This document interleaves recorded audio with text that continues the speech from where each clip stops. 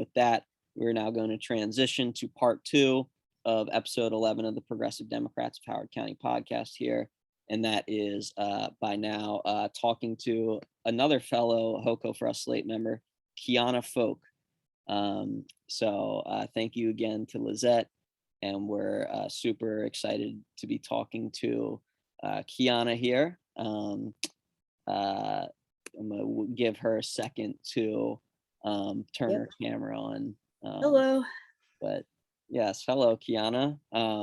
You want to take a chance to introduce yourself to the viewers and tell them a little bit about, who you are and why you're running?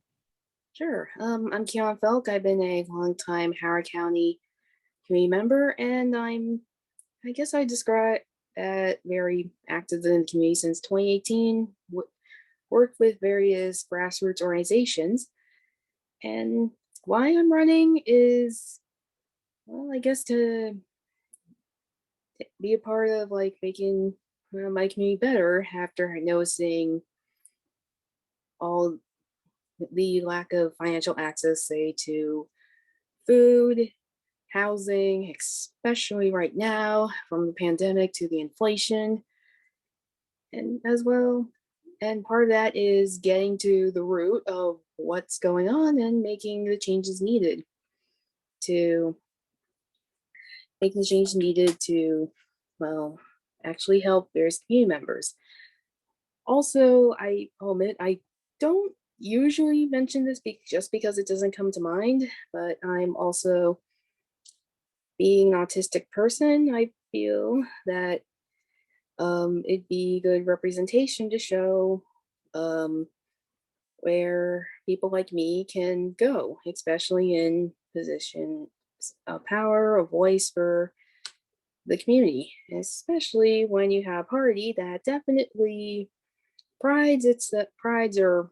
gives the message about being diverse. So, and yeah. What else? Yeah, certainly, Kiana. I think your motivations are laudable. Can you talk about, because through our conversations, you've described working about working at Amazon, for example, and the challenges there, and how that people who how people who live perhaps in Howard County may be facing some of those challenges too. Yeah, so with Amazon, at least the one I worked at, there didn't seem to be any noticeable because it was a distribution center.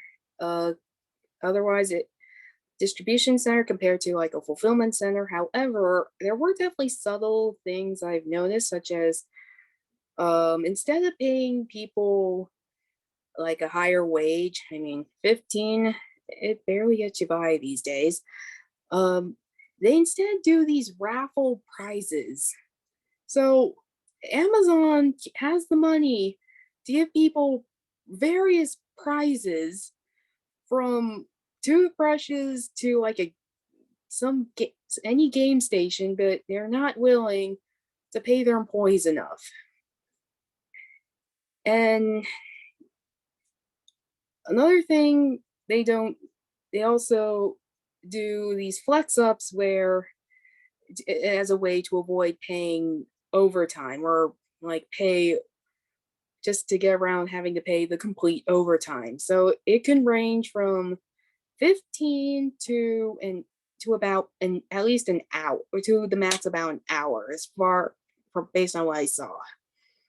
So it's if you get an hour, it's you get paid just for that extra hour.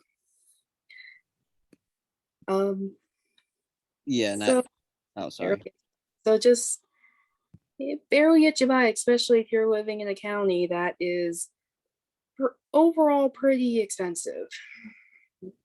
Yeah, absolutely. And I know, you just left Amazon recently, and not too long before you started working there, I was working in an Amazon warehouse for a while, and that's something that we have in common. And you even just the COVID condition. I don't know about your warehouse, but at my warehouse, the COVID conditions were absolutely horrendous. Oh, We were getting notifications of people getting, yes. yes, I and got the same thing. It's like the Amazon app would say, we just got notified that someone between this day and that day of this last or this week got COVID. We are doing everything of quarantine about two per week, maybe. Some I can't quite remember right now, but yeah. it was free. It was no. It's like we know it's noticeable. We had enough texts to know that they weren't really. Yeah, they didn't want to sacrifice profits, and so they were putting people's lives in jeopardy. But another thing that you and I have in common is that we both live in Howard County, running HoCo4Us Slate, but we've actually met each other in college on the Eastern Shore at Salisbury University. And all these years that I've known you, Kiana, you've always been one of the most engaged, knowledgeable people, out of a lot of politically active people that I know. So I'm just curious, because let's be honest, there's not enough people like you and me involved in this stuff. I mean, young people, involved, politically active. So, what was it that got you engaged at a young age, and why do you think it's important that young people, are on the central committee and represented in politics? Yeah. My very start was first 2016, but even before 2016, I became aware when I was taking a social problems course in Howard Community College, and one topic that really got to me was money in politics. So my first grassroots organization I joined was Represent Us. What? Well, at the time they were called Represent Us Maryland, in Baltimore, and at, I got did some well whenever I could, uh, participated in like getting people to sign on to get the bill passed at the local level. But then when I went to college, it dropped because I wasn't, I was out of town. So then I met Jake, and I got more, a lot more engaged. Got connected with our revolution, Howard County. Joined them, and from there I met up with various other groups through our revolution. Um, Kiana, so here's the thing. When I was your age and Jake's age, I was not involved in politics and Yeah. in general, and local activism as well. So if I was if I was doing that, at that age, I think I would have been, I wish I was. Suffice to say, so kudos to both of you for I think continuing to pay attention to what's going on at a local level, where there isn't that much information out there. There isn't, because like on the national level, you can like just open up Twitter and you'll find just Yeah, at least on just mainstream media. They yeah, mostly just talk about things at the state level and the federal and the national level. So it's understandable how yeah, you don't really hear much at the local level. Heck, I mean, Howard County, I barely unless you're subscribed to like the Baltimore Sun, you don't really get much information about. Well, you don't hear. It's like just the Baltimore Sun Even the really sun is talks. pretty sparse of how Yeah, yeah, exactly. It's like yeah. if you're lucky hear anything about Howard County, it's mostly Baltimore. And so it's definitely a transition, more awareness of the importance of participating at the at your local level, because you definitely have a lot more control.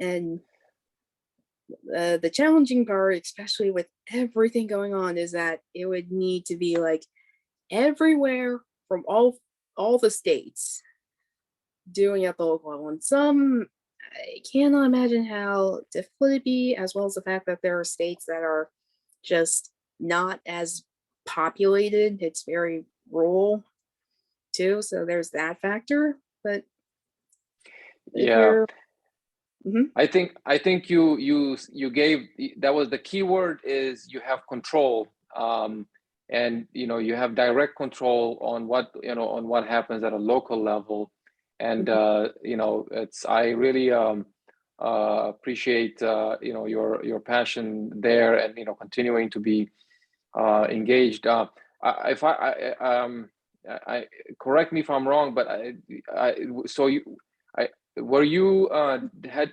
I recall there was a vacancy at the Central Committee a few months ago. Oh yeah.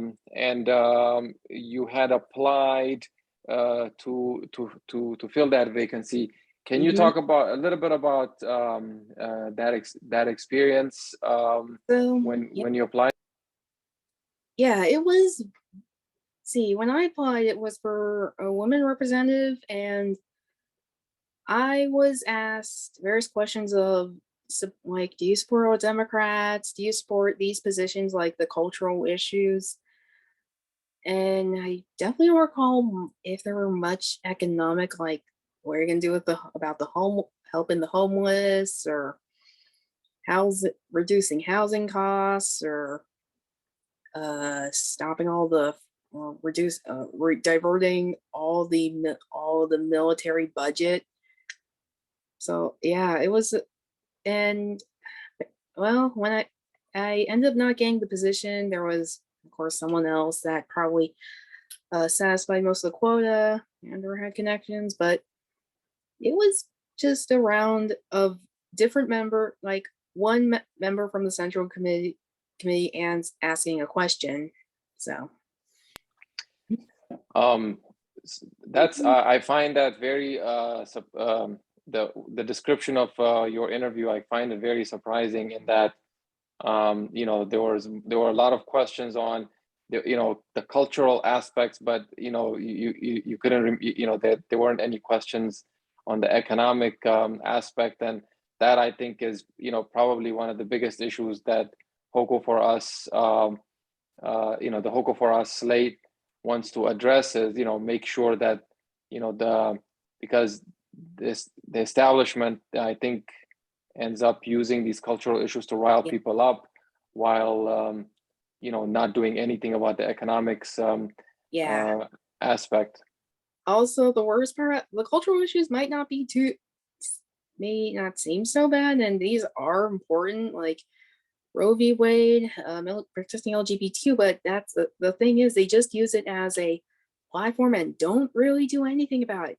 Roe v. Wade could have been codified a long time ago when Democrats had power, for example. Absolutely. And the other thing that was very frustrating, I remember when you applied for that, and that was right around like the Stop Asian Hate stuff. And you have the Democratic Party who claims that they care about young people. They want to have people with disabilities represented. They want to have women represented. We care about the Asian community. And then also, even if they did only touch on the cultural issues, I know that you're a strong progressive on the cultural issues. I know that you're very pro-choice. I know that you do stand against LGBT hate, and so I'm absolutely positive that you gave great answers to all of their questions, and yet, and even with all those other identity groups that are underrepresented that you fall under, still they overlooked you. They didn't pick you. And I think it is because you also have strong stances on those other economic issues, on anti-imperialism. Though there wasn't really, all I did was put my name in, why you're running, and there was nothing. When I mentioned issues, I'm trying to remember because it's been a while ago, but I don't really recall if I put anything particularly economic exactly, or if they even asked about it. So I'm sure that they know that you are affiliated with Our Revolution, and believe in a Bernie Sanders policy agenda. And, you know, that's not always the most popular thing in elite Democratic Party circles. So, Kiana, thank you for speaking to us, for speaking to the audience, sharing a little bit about, you know, who you are, why you're running, what's important to you. Thank you, Lizette, as well. Hiruy or Kiana, I don't know if either of you have any last second thoughts. Nothing in particular. Hiruy?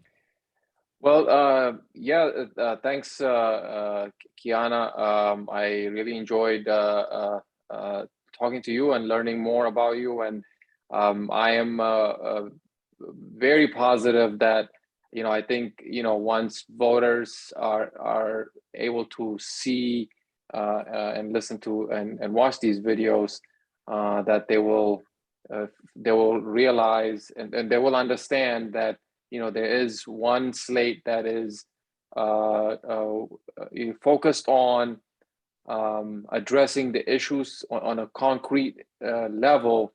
And speaking of which, you know, one of the we just, you know, we became aware of this, you know, today or yesterday, was that after our slate was announced, and we after our slate was announced with our platform, with our local and party platform, the Central Committee unveiled a new website. And the new website has a lot of information, and that it did not before.